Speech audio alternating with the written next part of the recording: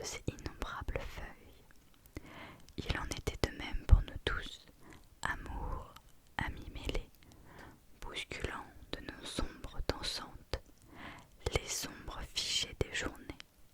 On ne voyait alors presque pas le ciel entre nous, ni les années dans les nuages, ni les distances dans le bleu.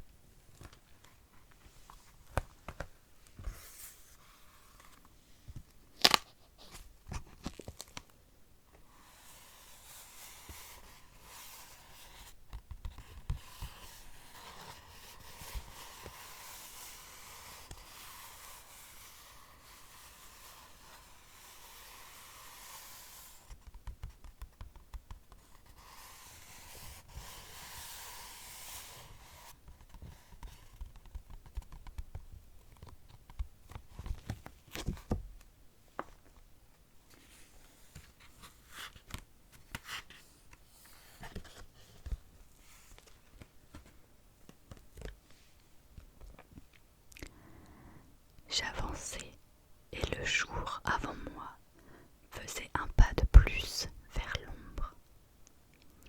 Si beaux arbres et fleurs du bord du fleuve, je voyais d'avance tout ce qu'un fleuve emporte de vous, après l'avoir sans bruit émietté en reflets. Et moi, tout près de l'eau, rassuré, j'y voyais encore mon reflet entier, mais pas l'autre qui se disloquait dans l'eau invisible du temps.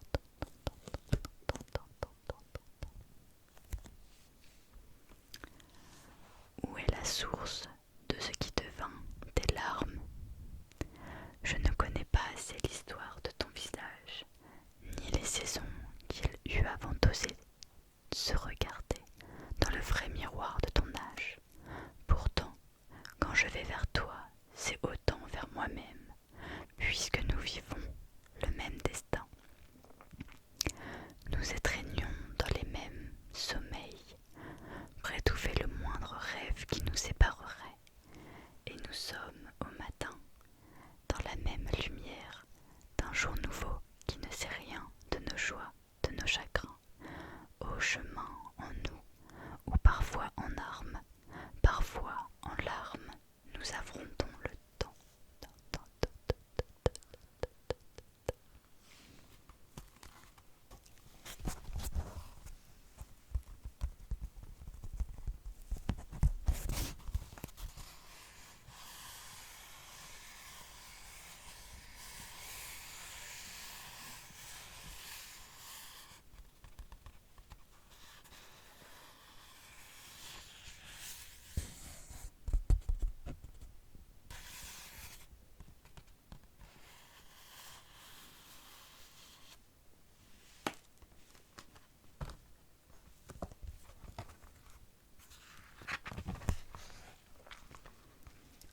L'ombre retient le feu, l'empêche de se joindre au rire au perché des femmes en cuisine.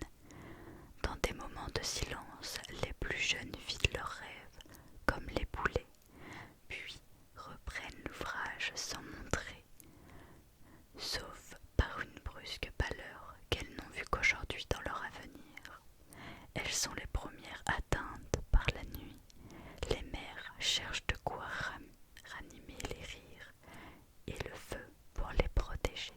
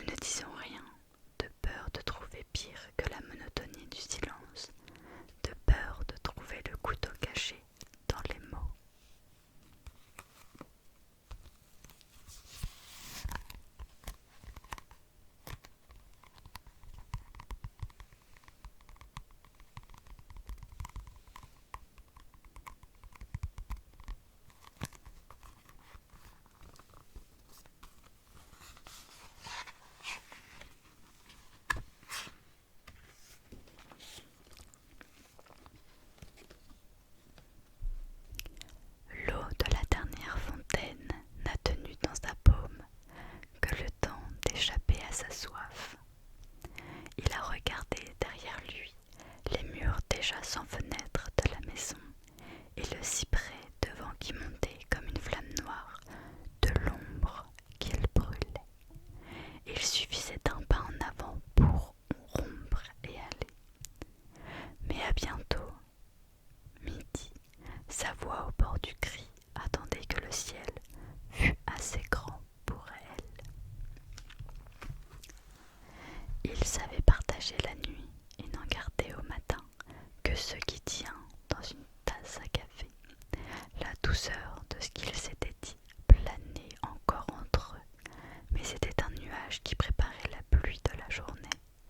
Il se demandait s'il resterait plus longtemps sur la feuille de cet instant de paix qu'une goutte d'eau sur une feuille d'arbre. Non, certainement. Et quand on se sépare, on marche dans ce qu'il reste du bonheur, comme dans une flaque d'eau.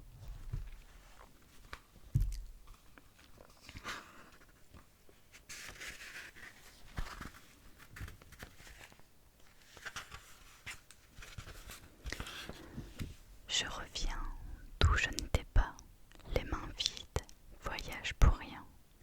Dans la maison d'enfance, il ne restait que du vent. À la place des vitres, des fenêtres, des oiseaux qui volaient en lui sans toucher le ciel. Je n'ai rien eu à dire au silence avant qu'il se brise en bruit de pluie, puis me pénètre jusqu'aux os sur le chemin du retour. Je reviens ici où la lumière a désormais besoin des lampes pour détacher du monde le poil de l'ombre.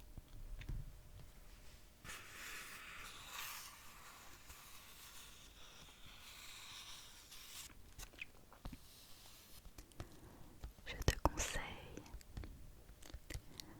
de te laisser bercer par ma voix, de fermer les yeux et de te relaxer.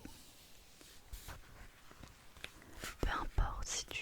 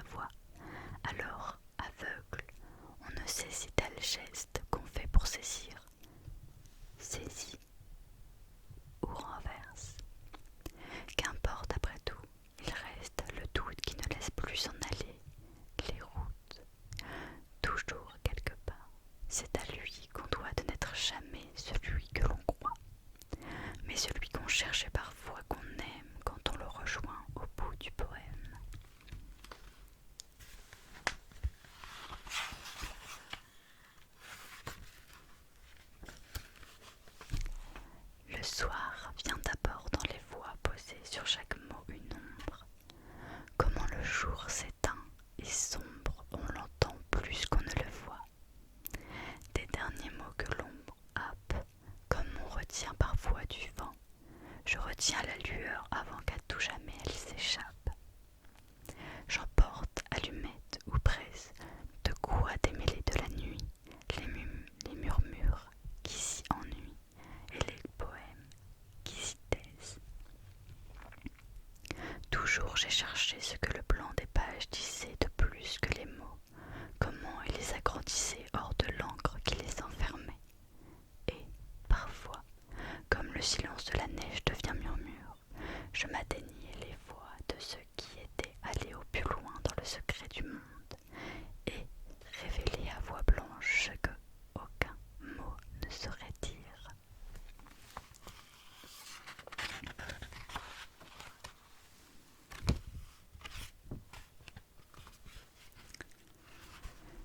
Le paysage, né de la dernière pluie, en garde l'éclat. Il respire par tant de jeunes feuilles qu'on dirait qu'il y a un autre vent dans le vent, et que l'horizon n'empêcherait ni l'un ni l'autre de tout emporter. Qui passerait par l'aube saurait que le monde est sur le départ, mais qu'il laissera derrière lui la transparence pour que les oiseaux reviennent et avec eux d'autres paysages tremblants de leurs ailes. Les nuits trop bleues sont des fenêtres où demeurent longtemps penchées ce que le rêve a fait renaître différent d'hier et peut-être sans plus de soif à étancher. Ceux qui auraient comme la lune accomplie, ronde leur clarté, déception, regret écartés sont les sombres qui une à une quittent les feuilles de l'été. Que le jour qui vient les préserve dans ce bonheur qui veut durer, même fragile et fracturé, comme un coup dans une minerve par le poids du temps enduré.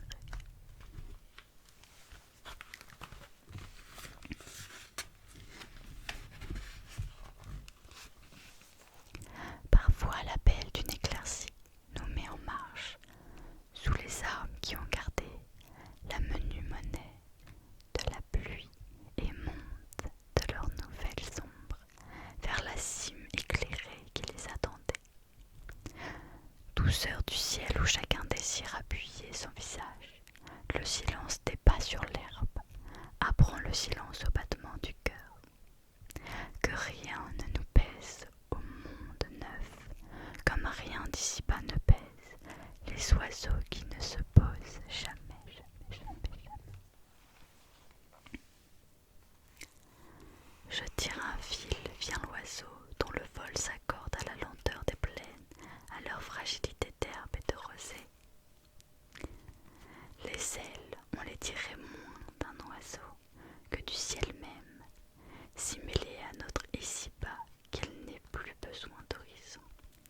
Je tiens le fil, mais le temps passe en effaçant l'une après l'autre toutes les ombres dont ce vol avait caressé la terre. L'éternité est allée ailleurs, s'occuper d'autres. Je vais regarder s'il y a un autre thème.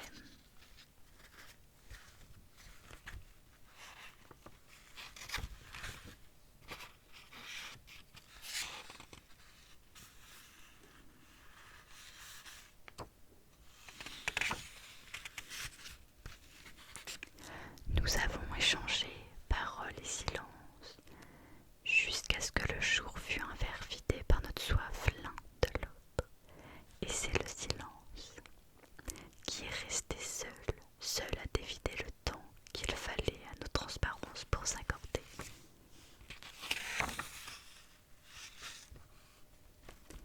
Tu as laissé s'enfoncer très loin de moi la pierre de ton sommeil.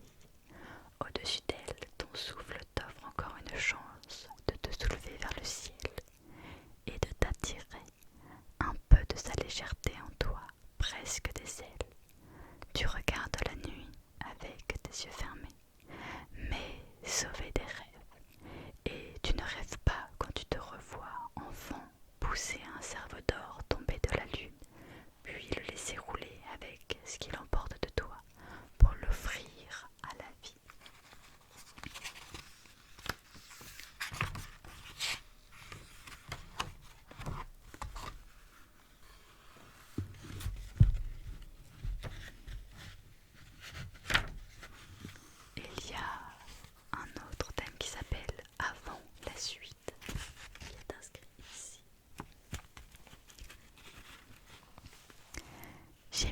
du rouge aux lèvres, des mots, et je suis sortie dans la rue livide.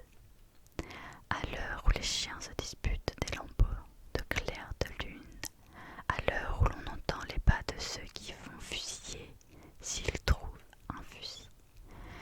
Des prostituées ont embrassé les lèvres rouges de mes mots, puis me les ont rendues en me disant que mieux fallait les poser sur les lèvres de femmes qui serrent la nuit dans leurs bras, à défaut d'amants ou d'enfants. Elle, au même fil, avait entendu un peu de linge, beaucoup de ciel, lui avait vidé la maison et laissé béantes portes et fenêtres. Puis ils s'étaient regardés d'un regard qui ne les voyait plus dans l'avenir. Ils avaient amassé assez de mémoire pour ne rien attendre du lendemain et pour poser le temps qui restait comme un pain à partager sur la table à côté d'un couteau neuf. C'est vrai que c'est pas très joyeux.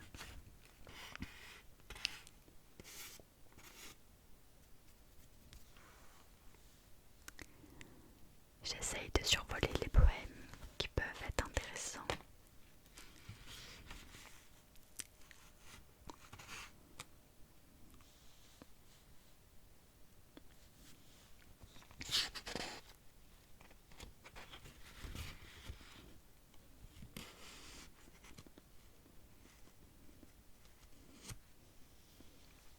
Ces enfants, comme ils sont vite passés, disparus en nous laissant la neige sans leurs traces et le vent sans leur rire, auront-ils meilleur avenir que nous, ou le même, avec les derniers mots de la chanson tombés de la musique, pour qu'on les crie ou qu'on les taise?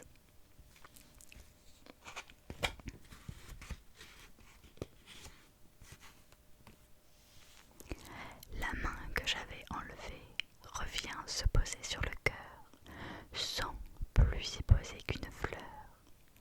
Par les battements soulevés, inquiète, la main vérifie que mon sommeil n'est pas la mort, que ma vie poursuit son effort sans savoir ce qu'elle signifie.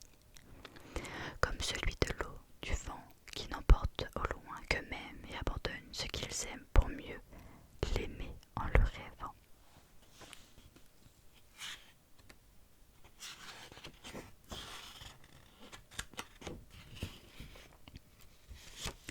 J'attendrai comme une autre vie la simple suite de la mienne, même si avec elle viennent des douleurs que rien ne défie et qui s'annoncent sur l'aube par le bruit d'ongles d'une pluie qui a soudain ôté ses échos. Et voilà. J'espère que malgré ces poèmes qui ne sont pas très très joyeux, tu te seras relaxé. J'espère de tout cœur.